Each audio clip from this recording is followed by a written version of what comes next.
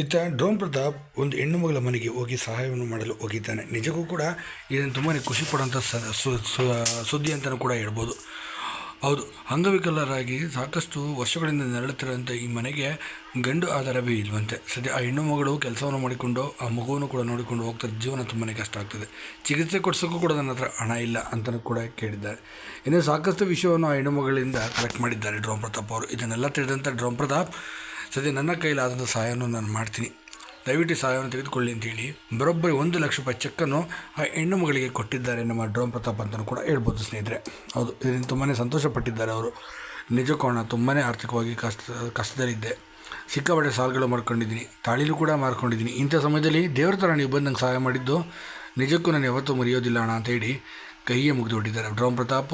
ತಮ್ಮ ಟೀಮ್ ಕಡೆಯಿಂದ ಈ ಹೆಣ್ಣು ಮಗಳ ಕಷ್ಟ ಏನಂತೇಳಿ ತಿಳ್ಕೊಂಡು ಸದ್ಯ ಆ ಹೆಣ್ಣು ಮಗಳಿಗೆ ಬಂದು 1 ಲಕ್ಷ ರೂಪಾಯಿ ಹಣವನ್ನು ಕೊಟ್ಟಿರೋದು ನಿಜಕ್ಕೂ ಕೂಡ ತುಂಬಾ ಖುಷಿ ಕೊಡುವಂಥ ಸುದ್ದಿ ಅಂತ ಹೇಳ್ಬೋದು.